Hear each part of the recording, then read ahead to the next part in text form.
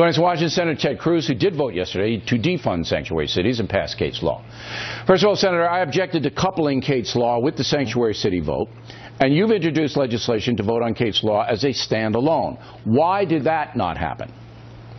Well, Bill, I agree with you, and I'm the author of Kate's Law in the Senate, introduced it months ago, and certainly have been pressing for a vote on it as a standalone.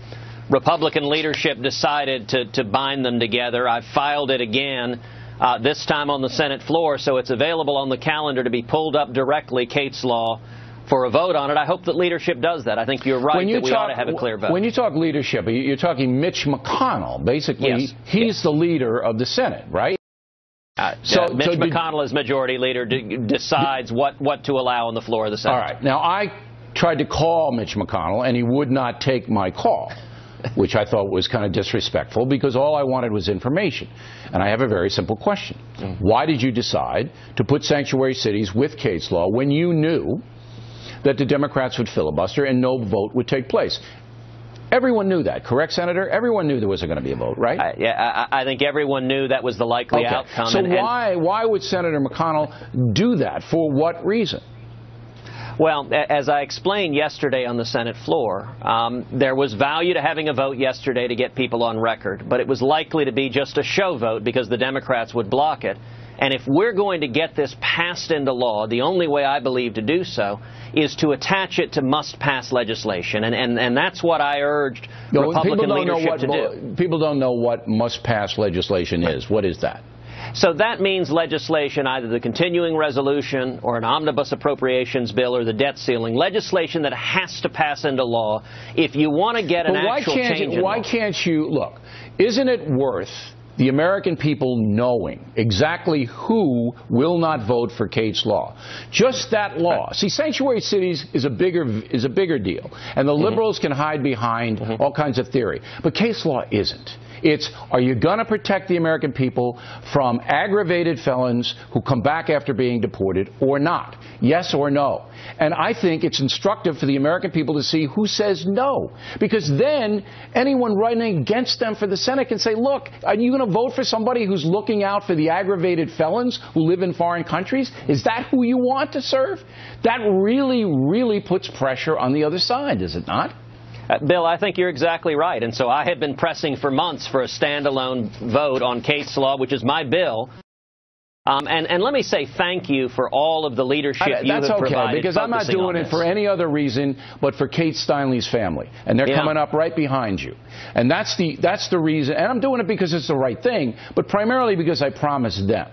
All right, now, let's talk about... Bill, let me say, I've had the opportunity to visit with Kate Steinle's family. They came and testified in the Senate Judiciary Committee. Yep. And what I urged Senate Democrats to do is look them in the eyes and explain why they are choosing to stand with convicted felons like the murderer of Kate Steinle rather than with the American people, the people we should be standing and protecting. That's what it's all about. You know, I think Mitch McConnell will finally put it up for a standalone, and we encourage all Americans to call his office in Washington. We have our number on BillO'Reilly.com to suggest that he do that. You think it's going to be up for a vote too, right? I certainly hope so, and I think the most effective way to make that happen is for the American people to hold our politicians accountable. Absolutely. All right, Paul Ryan looks like he's going to run for Speaker of the House. You support that? I'm staying out of that. Come on. You're a powerful senator. You're a conservative guy. Do you support Paul Ryan or not? It's a question for House Republicans to make, but I'll tell you this. So I'm going to say you don't. I'm going to say no, because if you supported him, I know you would have said, look, I think the guy's right for the job. So you don't want him there. Actually, Bill, I have consistently stayed out of House leadership elections, but let me tell you what I think the next speaker should be.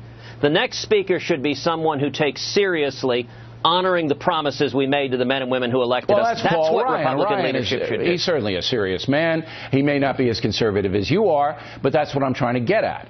I mean, come on, Senator, do people have to be as conservative as you are in order to serve? I am genuinely staying out of it. I understand that it makes for better TV for me to get in the middle of that, but I'm going to leave that to House Republicans. All right. President Bush, anonymous source, so we don't put credibility to anonymous sources. I have to tell the audience. But it was widely reported that he didn't like you or whatever it may be. I don't know if that's true. You care to comment on that?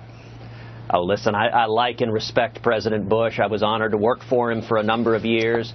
I don't think it's surprising that he's supporting his brother's campaign and that he's attacking the candidates who they see as a threat to that campaign.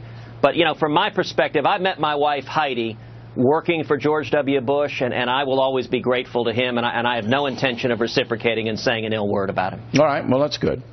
Did I ask you about Paul Ryan? Did I? I forgot. Did I? Yeah, I did. Okay. Yeah. So you're supporting him then? Okay. Can't get you. All right, you got a big debate next week. You got to do well, or you're toast. You know, there's a no spin zone. If you don't do well, you're done. You got any plans to break out of that big pack? Well, you know, it's interesting. The first two debates, after the first debate, we raised $1 million in just 100 hours. People all over the country going to tedcruz.org. The second debate, we raised $1 million in 48 hours. People all over the country going to tedcruz.org. So I'm hopeful the third debate will see continuing building momentum. And, you know, Bill, what I've been most encouraged by is we're seeing more and more conservatives unifying behind our campaign. The moderates are fighting like cats and dogs, and conservatives are coming together. That's a very encouraging development in the race. All right, Senator. Get Kate's Law on the floor, please. Let us know if we can help you. Thank you.